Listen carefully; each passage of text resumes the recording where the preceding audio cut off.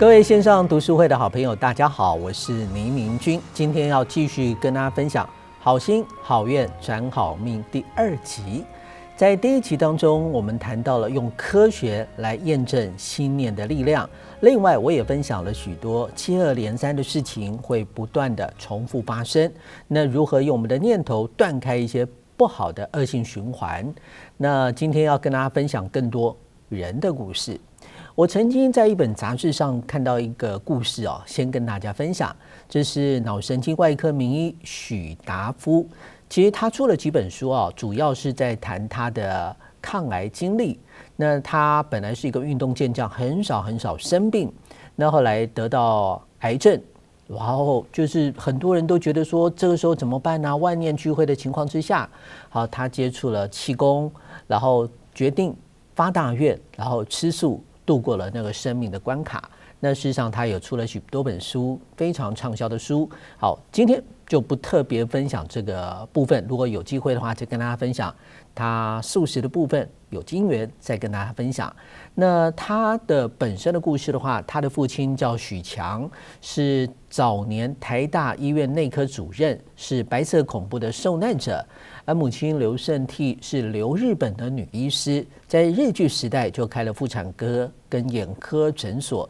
在那当时是非常罕见的。那先生被政治犯枪决之后，那他的妈妈就照顾2个5岁到10岁的孩子。那很小，他就到厦门去当护理师。当时有一个很有钱的女病人因为很节俭，所以不想住头等病房，可能住3等病房啊。那受到冷落，很多人就觉得说你没有钱，我也不用对你特别照顾等等之类的可是这个刘顺娣就是这个医师的妈妈，她就尽力照顾他，让他非常感动。那结果就赞助他到日本去求学学医。好，所以你看，真的其实我们不要去分别，没有那个分别心、平等心去关心、照顾、爱我们周遭的人，其实那个好心念，其实最后会回到我们的身上。那这是我有一次在杂志上看到的一个故事。那再跟他分享一个我亲自听到的故事在慈济里面的一个真实的故事。就2011年的时候，我那时候去美国洛杉矶还有北加州去演讲。那时候我认识了我们一位慈济志工叫刘生平。那他跟我说了一个故事，一个5元美金力量的故事。那像各位应该知道，在2020年5月的时候，美国有一位黑人朋友，非洲裔的朋友叫弗洛伊德，那被警察压制颈部，然后好几分钟，他一直说我不能呼吸，我不能呼吸。可是那几位警察就不理会他，就最后死亡了，在美国引发轩然大波，造成了很大的抗议行动。但是这一波抗议原跟1992年的黑人暴动比起来，还算是小巫见大巫。当时那真的是很多，尤其是洛杉矶是重灾区那很多地方的房子都被烧毁、被纵火。那时候估计损失有10亿美金这么多，而且有63个人死亡，数千人受到轻伤。那当时引发的话，也是跟这个弗洛伊德事件很像，就是有4名警察朋友，就是对非洲裔的违规者，他有一些执法过当，可是最后被判决无罪，所以引发了很多非洲裔朋友还有拉丁美裔州的朋友他们的那个抗议。好，所以他们就变成了一个黑人大暴动。那这个刘生平师兄告诉我一个真实的故事，就是他的旅馆之前有一个黑人朋友常常住他的旅馆。那有一次，那个黑人朋友就在他的旅馆前面的停车场，然后坐在车子里面，然后也没有下车，就在那边犹豫不决。那刘生平师兄看到他就问他说：“怎么了？你是不是要来住宿？”他说：“对，我要来住宿。请问你今天住宿多少钱？”好，因为在美国可能也许住宿费是有一些波动的。他就说50块美金，那还要加税55块美金。那他看到那个黑人朋友有一点点犹豫他就问说：“怎么了？你是不是没有钱？”他说：“对，我身上只有50块美金。”那刘生平师兄说：“没关系，你就给我50块，我不收你税。”好，就让他来住。可是他又很贴心他想说：“可是你身上全部的钱都给我，你怎么吃早餐？”好，因为他的饭店是没有提供早餐的，没有附早餐的。那所以又退$5给这个黑人朋友。那他后来也忘了这件事情哈。没有多久，就是1992年发生了黑人大暴动，就在他的停车场有100多个黑人在分堆积如山的一个棍棒哈，那就准备去打家劫舍，好去闹事，甚至可能去纵火等等。他看到有3-5个黑人朋友就拿了棍棒要往他的旅馆走过来，他想说完蛋了，我一生的积雪、一生的努力可能就要化为乌有了。好，他非常难过。可是他也不能做什么，因为虽然有枪，他不敢开啊，因为背后是100多个黑人朋友啊，他不敢开枪啊，那只能看着他们往前面这样过来。就正在那3-5个非洲裔的朋友要到他的旅馆前面的时候，突然有一个100多个非洲裔朋友当中，可能是他们的 leader， 就把他叫说：“嘿，我们往别的地方去。”就把他们叫走。他就很纳闷说，为什么他们已经要来把我的旅馆砸毁了，可能甚至纵火等等之类的，好，竟然就是把他叫走了。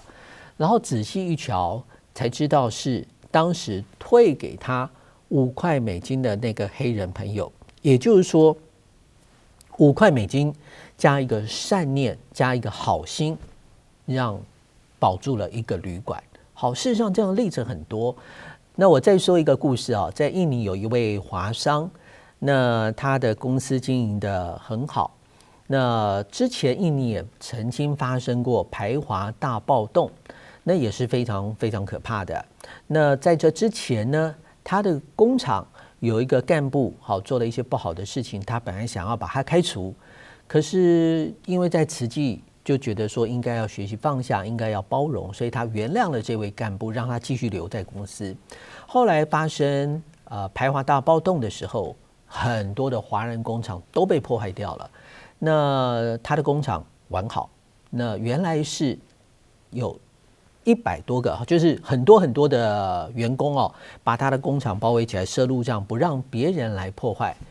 那带头的就是当时就是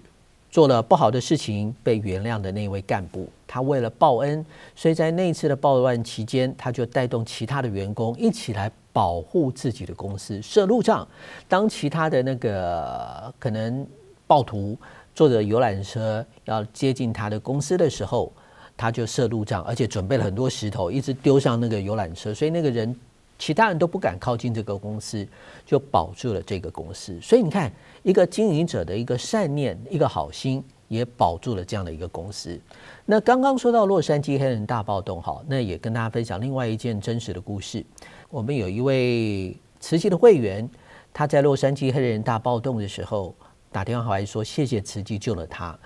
那我们就觉得很纳闷啊，慈济也没有去派兵保护，也没有派人去保护，为什么他说慈济救了他呢？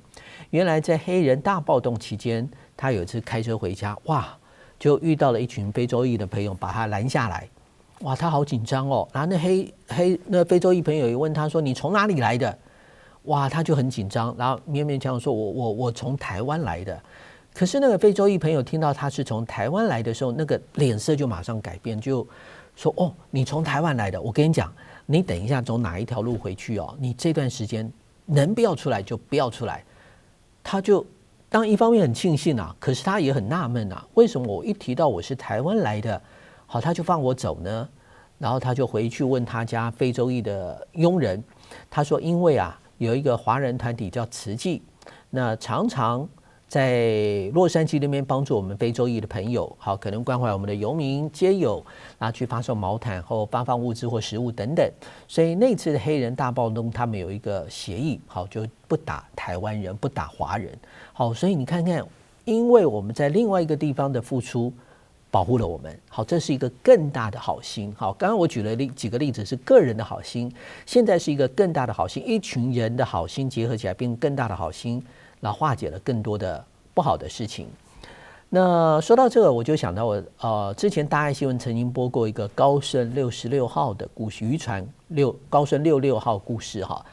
简单来说，就是一个台湾渔船在大概马来西亚，我记得是马六甲海域吧，遇到了海盗。那过去渔船在那边遇到海盗，大概人跟船可能都没有办法回来，就这艘船包括船长还有船员，通通被海盗绑住了，好，就是被绑住哈，然后去搜刮他们船上的财物，然后搜刮到最后啊，然后他就搜那个船长身上，看是不是还有一些值钱的东西，就搜着就发现了一个很特别的红包，是慈济在每年岁末祝福会发的福慧红包。他就问他说这是什么，因为他没看过嘛。他说这是什么？他说这是一个叫慈济的团体他发的一个福慧红包。那你是马来西亚人，你在马来西亚有没有听过慈济？他说有啊，慈济在马来西亚做得很好啊。然后慢慢聊着，他就知道说，哦，那这船长应该也是一位好人，他是慈济人，他应该也是一位好人。后来不可思议哦，就把那个船长的手松绑，还帮按摩，说拍谁辛苦了哈，帮你绑了这么久哈。那你看，连那个海盗都因为马来西亚的慈济志工在当地做的事情被感动了。好，当然最后财物还是被劫走了，没有那么神奇，说连那个财物都没有被劫走，但是人跟船平安的回来台湾，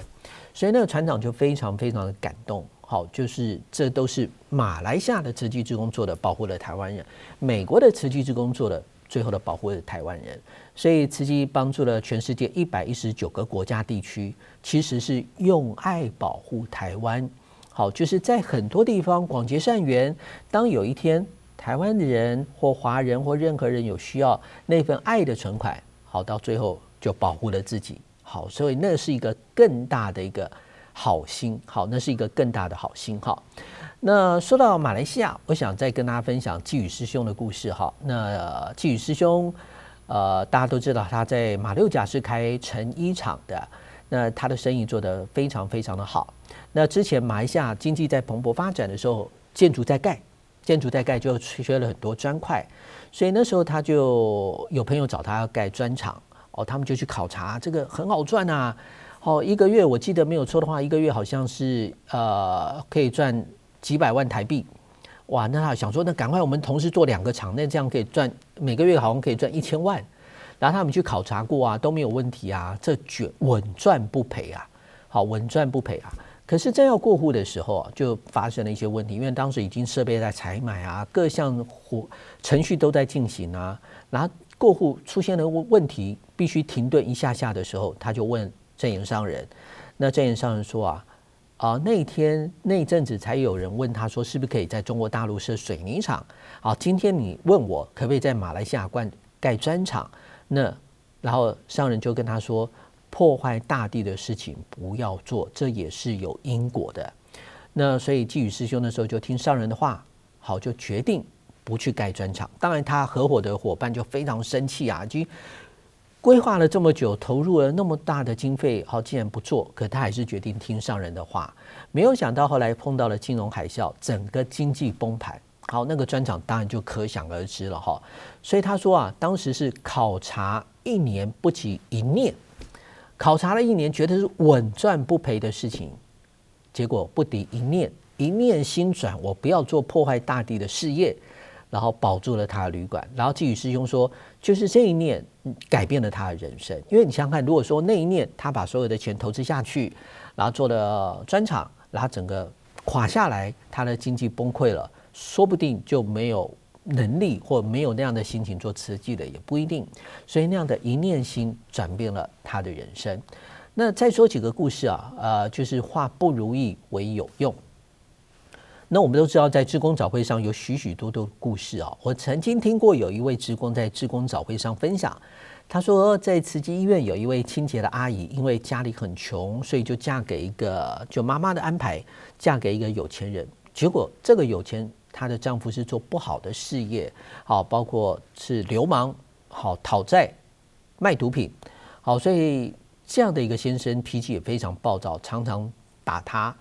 然后打她，她就跑啊。然后有一次她跑到公园，然后就是社工啊、警察来陪伴她，那就间接介绍她到慈济医院来做清洁的工作。那刚开始她觉得自己没有能力，好，那第一天扫地的时候，很巧就看到大爱台。好，所以其实大爱台帮助很多人转念然后看到商人开始提到说，人生这么多的波折好，就是因为过去没有种过福因。好，所以他开始忏悔，不再怨天尤人，因为过去都觉得说，为什么我会碰到这件事情？家里小时候穷，先生又这么暴力，好，然后又常常被打，哦，那但是他想说，这是自己是过去没有造更多的福音，那他就想说，慈济医院应该是我可以种福音的地方，所以他都提早1个小时来工作，他做不好不甘愿啊。好，他是用这样的一个心情，做不好不甘愿的心情，好来做，然后回报慈济给他这份工作。那你想想看，他在做工作的时候有这样的一个心情，是一个报恩的心情，有一种种福田的心情。那就算身体会疲累，但是他的心灵绝对是非常非常欢喜的。那这让我想到，我曾经看过一本书叫《原来我的工作这么令人感动》。这作者是叫千田洋，他是东京迪士尼乐园开幕时候第一任夜间清扫部门的训练师，还有督导。那一般人啊，可能会对清洁人员可能给他的评价不是那么的高。可是他就训练激励大家，让大家知道这个工作的使命在哪里，那个意义在哪里。那这本书我看完之后，里面有很多话让我觉得非常感动。比如说他说，没有一个工作是卑微的，只有当你没有热情和斗志的时候，才是卑微的开始。所以卑不卑微其实是看你的心情。我举一个例子我好多年前那时候，就是记得那时候小朋友还小，然后那时候就是全家一起来花莲。那我们那时候没有开车，我们是租了一个跟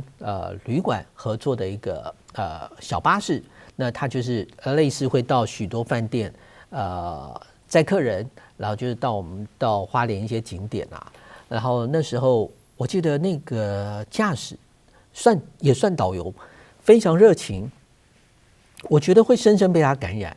然后他就沿途介绍花莲的好风好水好人情。其实在那个当下，我觉得我甚至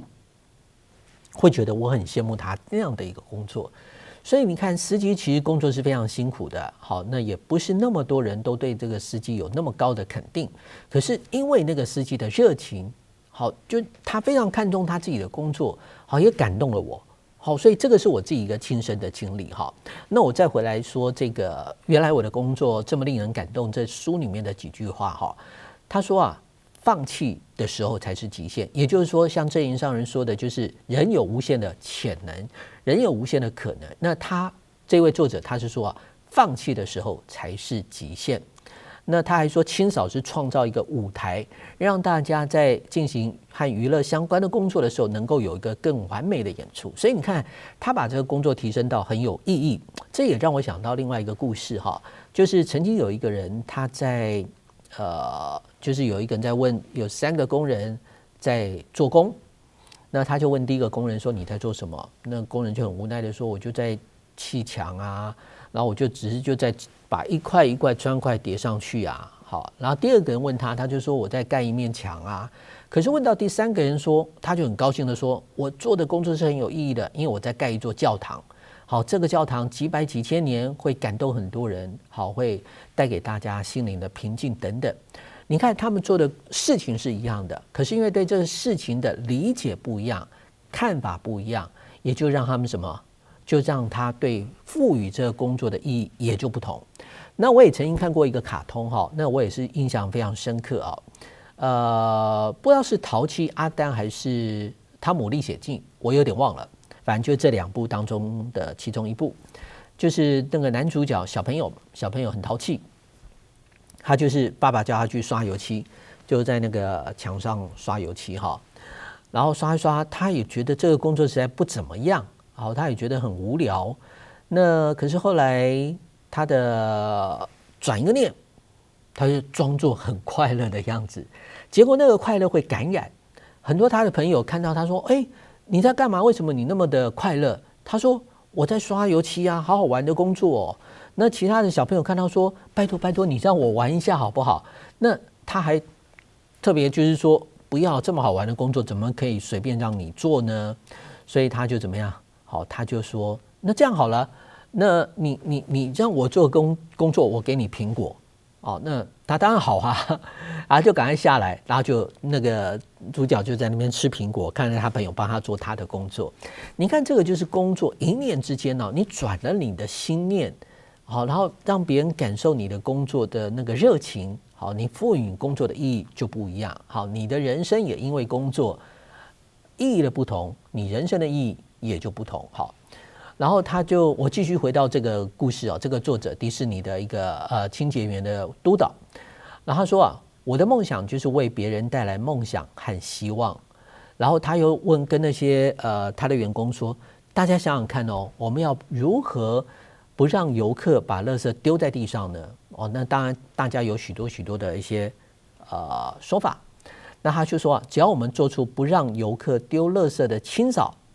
我的理解就是不要让游客丢垃圾的环境，就可以避免游客丢东西在地上。我记得有一次听到我们静媛师姐，她也说了一个故事。她说当时慈济大学在盖的时候那时候就是我们要买那个桌椅，那个时候当时就决定说我们要买很坚固的，让学生破坏不了。可是上人说，我们不是要买很坚固的让学生破坏不了，而是要做一个很好的东西，让学生不想破坏。好，那个意义就完全的不一样。所以我们要让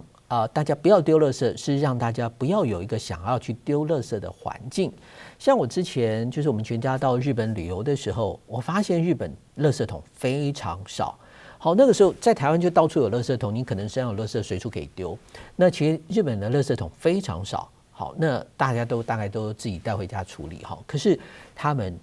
日本当然大家都知道是非常干净的，那就是有那个环境，好，就是有那个环境，好，所以他们说了一句话说，不是为了脏而清扫，而是为了避免脏而清扫。好，所以他觉得说，只要让游客乐在其中，这一份纯洁的心然后拿起扫把，就可以把扫把变成魔杖，然后他甚至说鼓励那些员工，我们要做到清扫到什么程度？有小朋友把那个爆米花不小掉到地上，都可以很安心的捡起来吃。就像日本，现在很多人都是在学日本的那个洗厕所马桶的哲学嘛，甚至呢，就是之前看过报道说，日本很多洗马桶的清洁员，甚至清洁到干净到里面水倒进都可以舀起来喝，很放心。好，那这样的一个精神，我觉得是我们值得学习的。好，那我们再来谈一些心念的故事。好，那大爱长情居展有一部，不知道各位有没有看过，叫《老人、老车、老朋友》。好，是罗时丰主演的，描述我们台中慈济志工曾义彬师兄的故事。那因为曾义彬师兄他左手微缩变形，那他为了揣摩罗时丰，就是为了揣摩本尊。然后他就不断的揣摩，就拍了2个月，他左手腕真的就是有一点点变形受伤那种感觉因为每一次导演喊5、4、3、2、1，他的手很习惯就会这样缩起来，然后拍着，然后手腕真的突出一大颗然后压了还会痛，然后一直到拍完将近2个月才消除。所以你看，那些都是我们心念的力量会影响外在的结构。那事实上这也很多，以后有机会的话慢慢再跟大家分享。我在演讲的时候常提到一个心理学一个很著名的实验，叫滴水实验。那是纳粹德国的时候对死刑犯他们做了一个实验，他们把死刑犯关到一个房间，把他的眼睛蒙住，然后跟他讲说，我现在要拿一把刀割你的手腕，你的血会一直滴，大概几个小时之后你就会血流干，你就会死掉。然后那个死刑犯就被蒙住眼睛嘛，然后他就一直听到那个滴答滴答那个血流下来的声音然后结果时间一到就死掉了。但是各位，他一滴血都没有流，一滴血都没有流。那一滴一滴的声音是什么呢？是水滴，是模拟血流下来的声音。他只是用水那一滴一滴一滴流下来。那你会说，可是不是真的拿刀割他的手腕吗？那是一把铁尺就是把他割手腕，让他以为真的他的手腕被割了一刀，让他真的以为那个血一滴一滴的滴下，因为他被蒙住眼睛，所以他不知道，所以他觉得他真的手腕被割了，血一直流，所以时间到了，他就真的死了。所以那个死囚是被自己的恐惧和信念吓死的。就然后发现那个死囚的身体也真的有出现大量失血的状况。我还曾经在网络上看过一篇文章哈，当然这篇文章我就没有办法证实真假，那我只是跟大家分享有这么一个故事哈，就是说英国有个网球女明星叫吉尔伯特，她小时候跟她妈妈去看牙医，就妈妈因为拔牙的时候引发了心脏病，死在牙医诊所。所以你想想看，这对一个小女孩来讲，她一定是有阴影，所以她之后就不敢去看牙医哈。但是有一次实在痛的受不了，我们都知道牙痛不是病，痛起来要人命嘛。然后有一次实在痛的受不了，但还是不想去牙医诊所。那家人就请牙医把他请到家里，那一旁还有他私人的医师陪伴他。那就是不想去牙医诊所，就没想到那个牙医啊，在整理那个手术器械的时候，他就死掉了。好，他是被自己40年来的一个念头杀死的，因为他见证他妈妈死在诊间，所以他觉得自己也会被那个不好的念头给杀死。好，所以我们要平常就要让自己建立好的信念、好的心念。那这好的心念、好的信念来自于好的观念，好的观念来自每一个意念，好，就是我们每一个想法。所以其实我们每一个想法都很重要，我们要把握住自己的每一个念头。好，当然啦，只有想那个力量是不够，唯有去实践，那个力量才会完全的发挥。我再说一个故事，也是我听人讲听到的一个故事哈。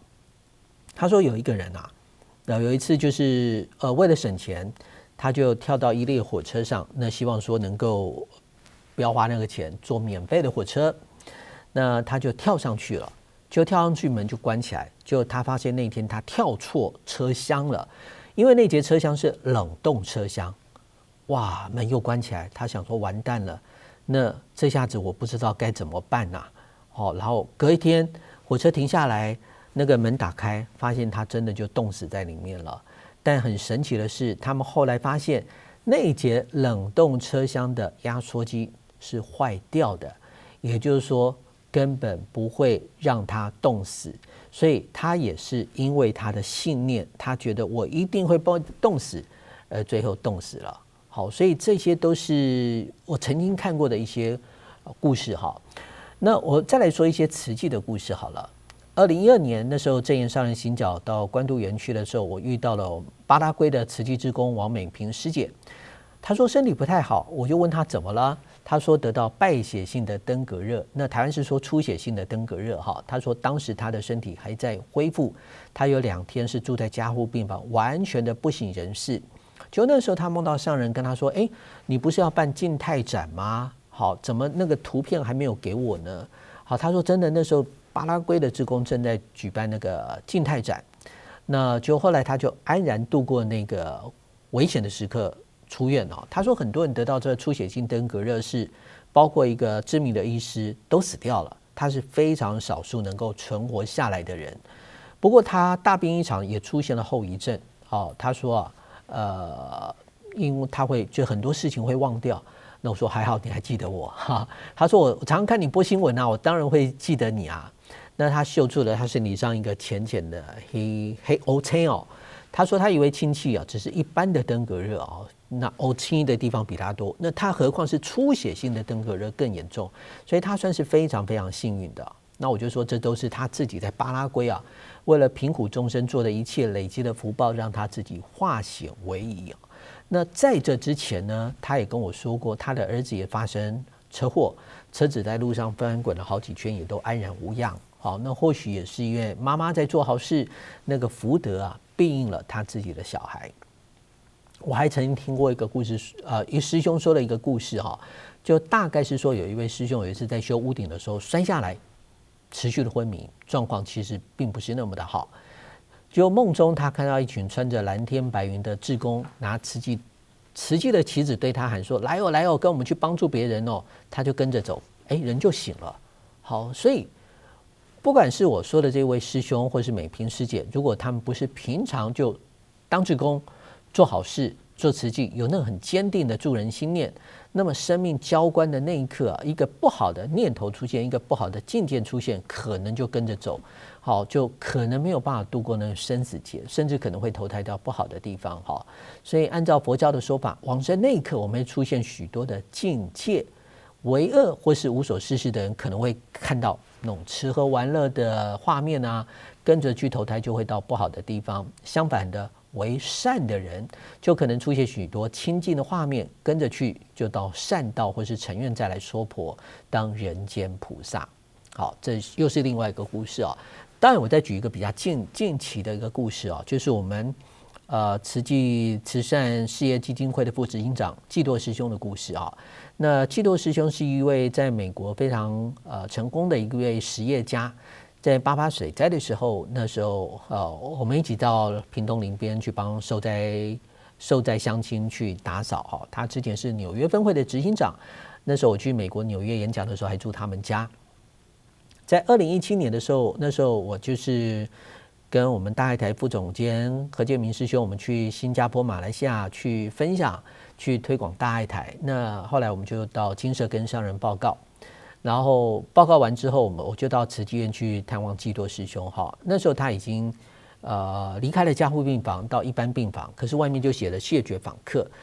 所以我就不方便进去。那后来就是新师傅送我了一个姜黄花，我就把那个姜黄花转给了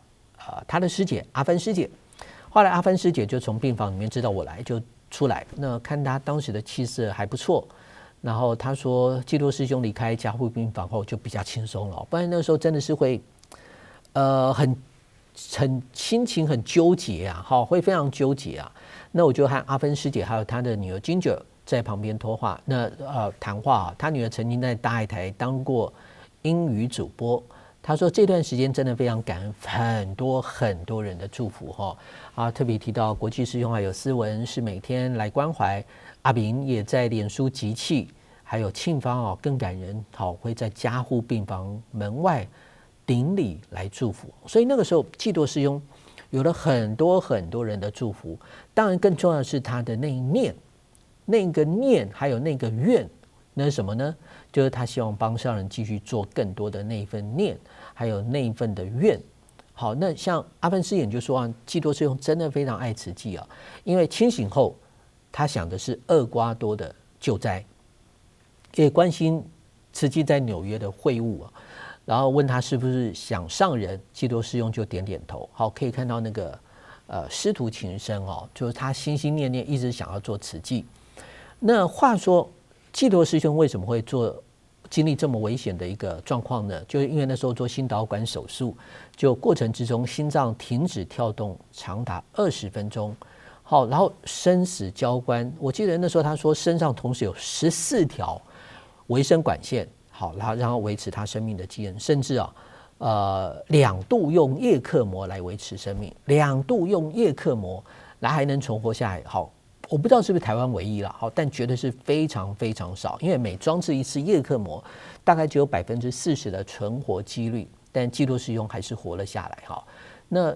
就是他自己的愿，还有这么多人的祝福，好，那份好心，那份好愿，改变了他自己的命运。好。那我上次碰到季多师兄，应该是在悠人神谷在花莲金丝堂演出，那时候我主持。我记得那时候我有跟季多师兄聊说他的状况，他说手术后的确是身体是比较虚弱，但其实我看他精神都还是非常好。所以你看，这个就是个人的好心好愿，加上这么多人的祝福，好，就度过了那个危机。我再说一个我很好的慈济一个朋友的故事哈。我是在1993年民国82年参加慈青，当时是参加慈济大专青年生活营。那我们那一队有一个女孩肖心怡，好，所以我等于算是在慈济最早认识的一位慈青之一哈。也就是说，我跟她认识已经有到现在已经差不多27年的时间了哈。那我说一下她的故事，其实这也是他结婚后好多年我才知道他有这么一段难以让人想象的事情哈。我稍微说一下，就是他在美国念书，也在英国念书，后来要结婚的时候当然就会回来台湾嘛。本来他还找我主持他的婚礼，可是因为婚礼那天我要到苗栗的静思书轩演讲，所以那天我去探望他，送了一个红包，我就离开了，没有办法参加他的婚礼哈。那后来他说他在婚礼前几天好，他遇到了一件大事情，就是他去送喜饼，那送到台北天母的大叶高岛屋，而且呢是礼拜一到礼拜五之间哦，好，就是中午的时间，大概下午1点半左右哈。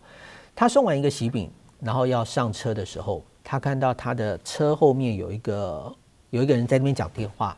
那他也没特别的想法，他就把东西放到后座，然后要到前座开车的时候，就一把刀就抵住在他的身体。他说：“你不要讲话，进去。”他就叫他坐到那个副驾驶座，然后又这个歹徒啊，就是在驾驶座这样开车，大概开了1个小时。那时候如果是你会不会慌？当然会慌啊，心仪当然也不例外啊。所以他非常的担心，那个歹徒会不会杀害我？那个歹徒会不会强暴我？那个歹徒会不会把车子烧掉？他就非常非常的担心。然后那个时候正好电话响了，他要去接，歹徒就很紧张啊，就不小心划到他的，我记得是他的颈部吧。那还好没有大碍。那后来他觉得，因为那天很热，然后他觉得说可能环境非常的热，他就问那个歹徒，好像要开冷气，不知道怎么开，他就说我是不是可以帮你开？歹徒答应，好，他就开了冷气。大概车子开了1个小时后，车子停住了，然后他就说，去后车厢去搜刮他的财物。他说把你的信用卡、把你的存折交出来。他说先生，我刚从美国回来，要举办我的婚礼哦，所以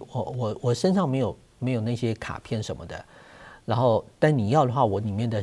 喜饼好可以通通给你，好，他就通通给你哈。那他那时候也不知道怎么办啊，就很紧张啊。那事实上在这过程当中哦，其实他非常非常担心，但是因为参加慈亲，所以他开始学会转念，也知道那个定静的力量的重要。所以后来他把自己的心稳下来之后，然后他就跟歹徒说：“先生，我知道你一定是发生很大的事情，我相信你是好人。那希望你不要伤害我，因为我再过几天我就要结婚了。那我的妈妈在慈济医院当志工，我跟她约好3点半要去接她。好，希望你不要伤害我。”然后那歹徒也没有反应，可是他事后说啊，他觉得那个歹徒在那个当下，那个心好像是在地狱，好，那个心好像是在地狱。然后可是他就是用一个好的心念，用一个正向的信念去面对他。他当时说，他觉得过去生跟这个人是结过恶缘，好，所以可能就是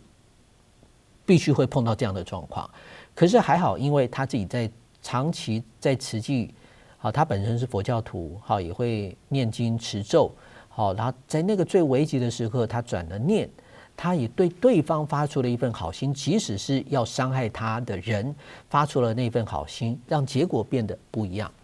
结果那歹徒就一直收他车子的东西都收不到，然后他就把车开走，他开到一个地方，他说我现在你3点半要赶到慈济医院已经来不及了，好我放你走，我把你的车子锁匙放在轮胎旁边，你必须趴在副驾驶座数到100才能去拿锁匙。你要答应我，你不能报警。那心怡答应了他，然后他后来就真的数了100下之後去拿车锁匙开到慈济医院。他看到他的妈妈也是非常资深的志工叫李金悟，哇，那个时候才整个压力崩解，那紧绷就整个爆发出来，就整个大哭啊。他就跟他妈妈说了这个过程，然后他的妈妈说什么？我们家所有的存折印章通通在那个瓷器的包包啊，如果被那个歹徒拿到，我们家全部的积蓄就没了。可是很神奇的是什么？就是那个歹徒是竟然一到后车厢去搜刮财物的时候，是第一个就拿到瓷器的包包，就把它扔到旁边，继续去搜他车上其他的包包，就很奇怪，就是明明就是一个瓷器包包在那边，为什么他不去搜呢？就无形中好像那个包包是有一个护法神的感觉。就好像有一种护法神的感觉。那这又让我想到，好像我曾经播过的一个新闻，就是五股有一个玩具工厂也是发生了大火，然后就很不可思议的，就是功德本跟里面的钱，好，就是在那个大火当中是保存下来的。好，因为那是很多人的爱心啊，很多人很多的爱心哈。所以我刚才说心仪的故事，心仪的故事其实它改变非常的大哈。他之前是读财经的，可是发生这件事情之后，他就觉得说，财经那些东西都是数字游戏，所以他对那种财经的书已经看不下去。因为他当时在车上就发一个愿说，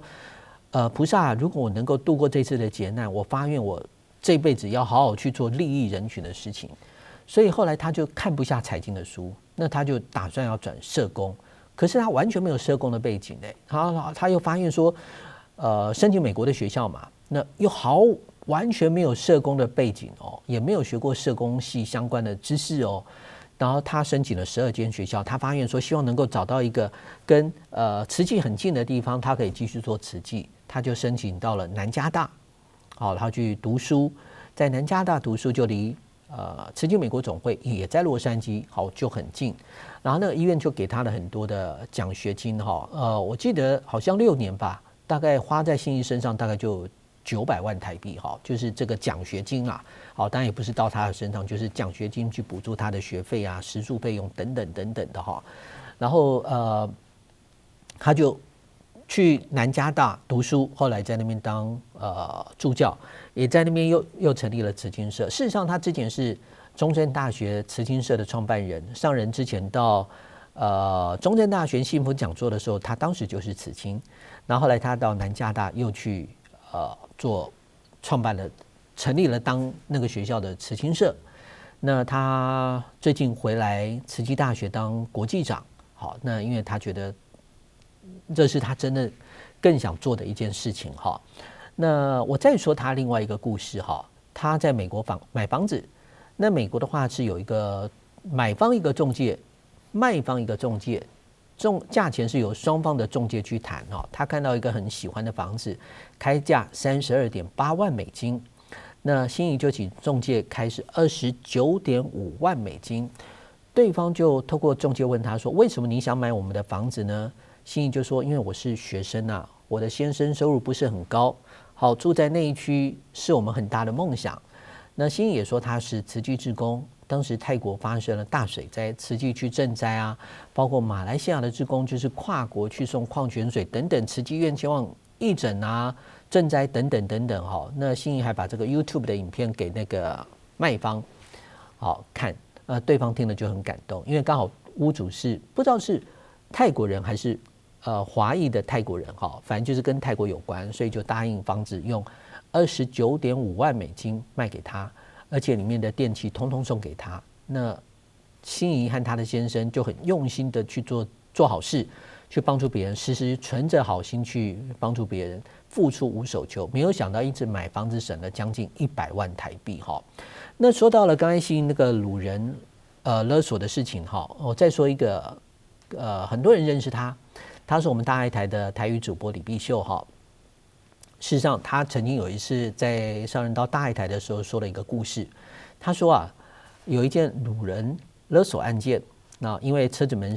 门把上面有指纹被歹徒就被定罪了。这是一位妇人的鸡婆因为一般歹徒犯案都会戴手套嘛，不会留下指纹的。可是他在犯案的时候，有一个妇人看到，他说看到那个戴着手套鬼鬼祟，就问他说：“你在做什么？”那歹徒心虚。就把手套脱下来，所以在那个门把当中就留下了指纹，然后后来就可以定罪。而那个被绑架的人是谁？就是碧秀他自己。那当然碧秀经历过这件事情，他人生观当然有一个很大的改变那现在也是非常投入，之前也是我们大爱会客室的主持人。那很多的岁末祝福，很多的活动，那碧秀包括义联会的活动，碧秀都会无所求的去付出所以这些都是真实生活当中的一些例子。好，那刚刚说的是人的部分，我想我再提到一些科学的东西最近读了一本书，这本书的书名叫《读懂量子力学的第一本书》，作者李淼是一位科学家，是一位中国大陆的科学家。那它里面就提到了很多科学的东西，提到了很多无量就是那个量子力学的东西那比如说他提到一个说，其实我们很多东西是空的，你说怎么会是空的呢？明明就是这样打下去会有声音啊，这样打下去会痛，怎么会是空的呢？他举了一个例子，他说原子啊非常非常非常小，原子就1公尺的100亿分之一。他做了一个很有趣的一个比喻哈，就是说，如果所有地球上的人都变得和原子一样小，好，把他们一个一个一个叠起来，然后就是70多亿人嘛，那么还不如一个100公分的同学那么高。好，所以你可以知道那个原子非常非常非常小啊。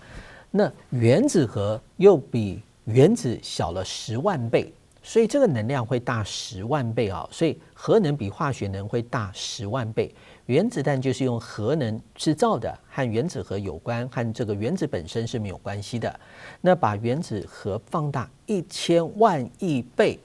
原子核的直径就会达到1公尺。我再说一次哦，他说把这个原子核啊放大1000万亿倍，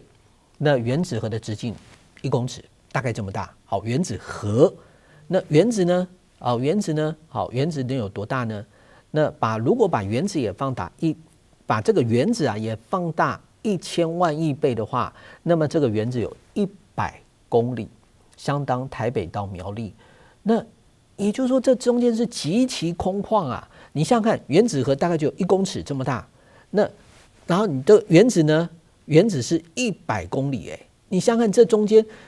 几乎就是两边几乎是50公里的差距，好，那个是等于说是原子里面几乎是空的啊，几乎是空的啊。可是我们都觉得说这是这么实在的东西，对不对？我们都觉得这好像是实在的东西。事实上发现原子其实也不是真的一个粒子，它是像一团雾，而且是随机出现的。那当2个原子靠近的时候，电子会互相干扰，但不会碰到原子核。好，就是你可以把电子从原子当中拿掉，剩下原子核，但是你不能再把原子核切成很小很小，因为夸克是基本粒子，像电子一样不可再分哈。那我们再举，他在书中又举了一个例子啊，就细胞是由大量原子组成的，那最小的细胞也比原子要大10000倍，所以你看那个就是多么小的世界啊！可是你如果真的单看一个原子，原子核只有1公尺，那原子是100公里，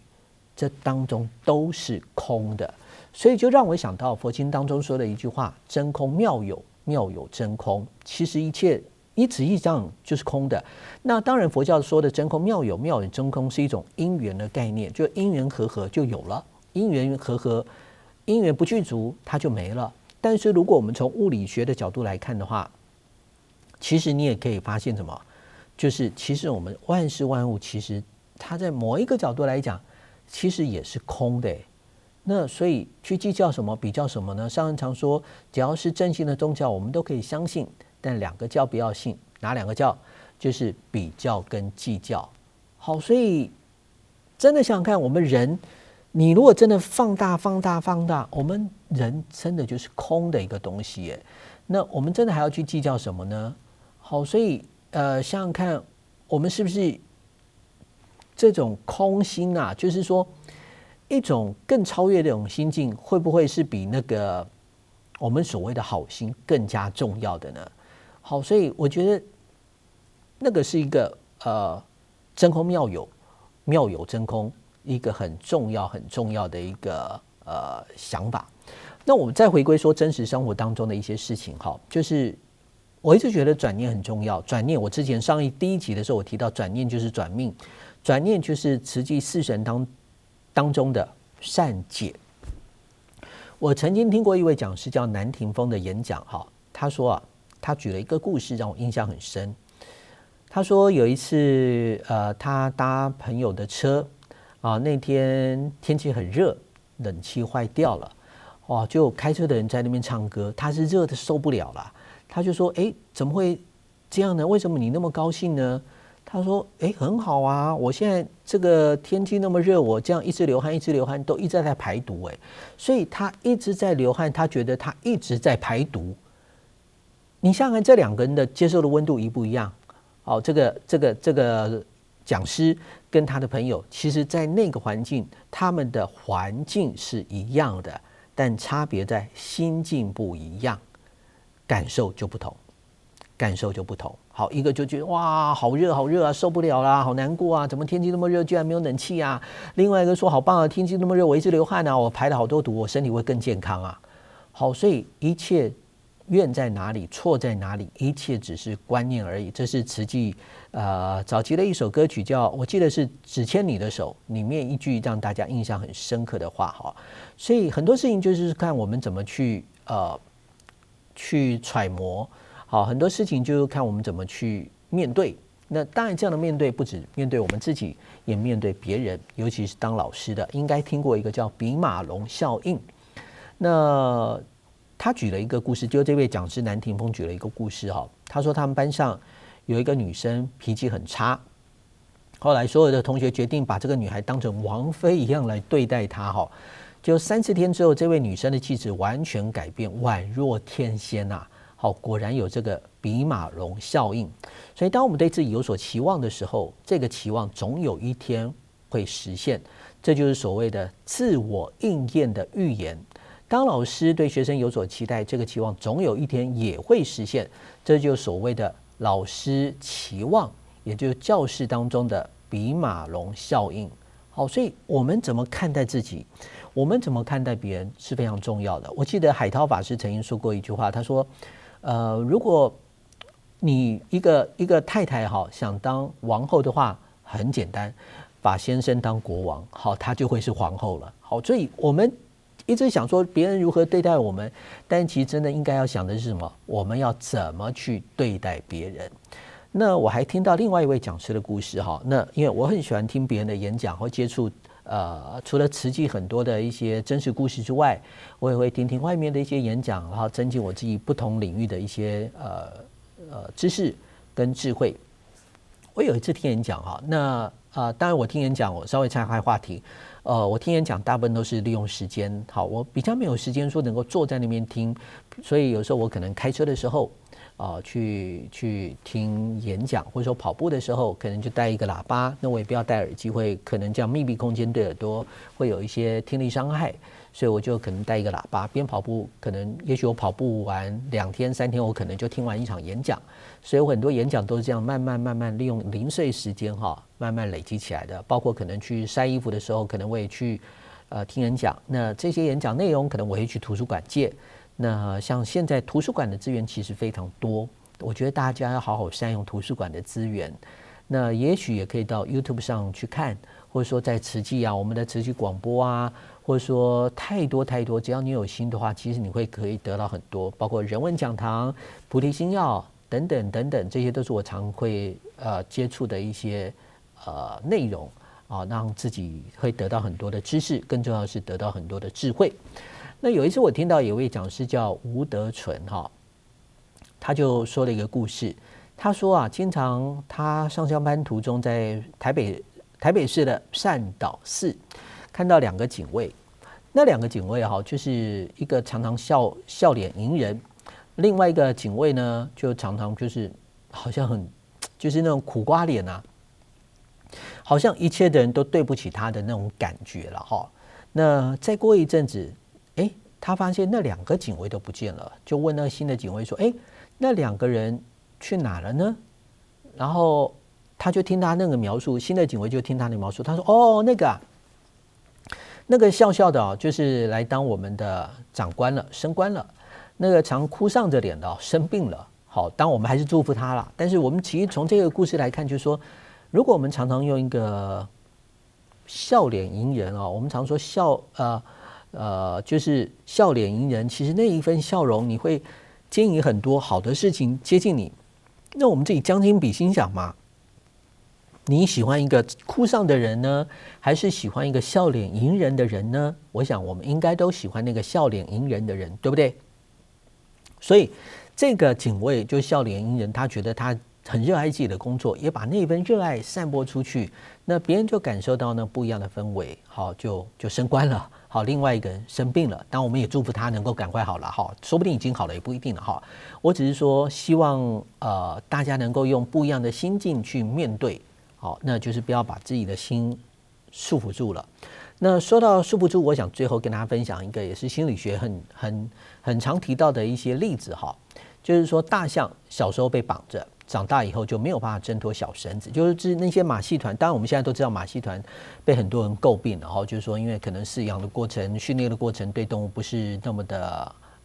人道。好，但不管怎么样，我们就举这样的一个例子，就是说大象小时候在马戏团训练的时候被绑住，然后它挣脱不开，因为那时候还很小，力量也小嘛，所以那个它就是绳子绑在一个柱子上，它没有办法挣脱，所以他从小得到的信念就是说啊，我再怎么努力我都挣脱不了这个绳子，因为他小时候就不断的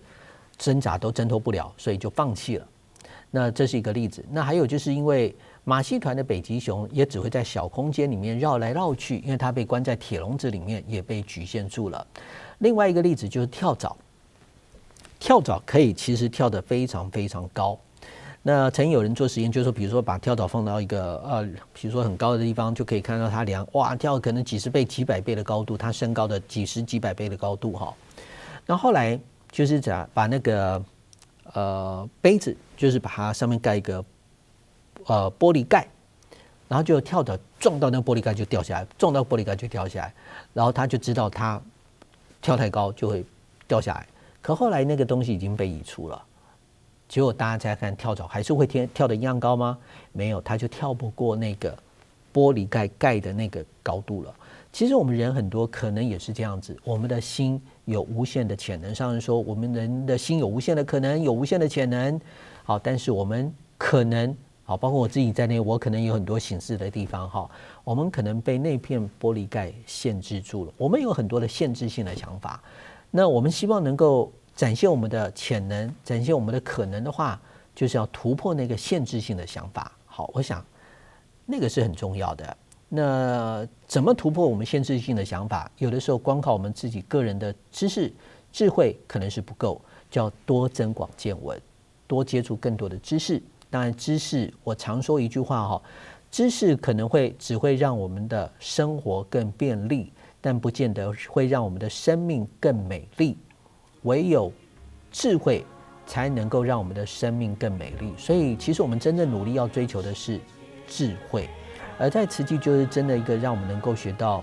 智慧的地方。智慧才真正当我们碰到很多事情能够去面对，能够去化解一个很重要的东西，那也真的是可以突破我们新的局限的一个东西。那如果我们接触的越多，提升我们的智慧高度，就像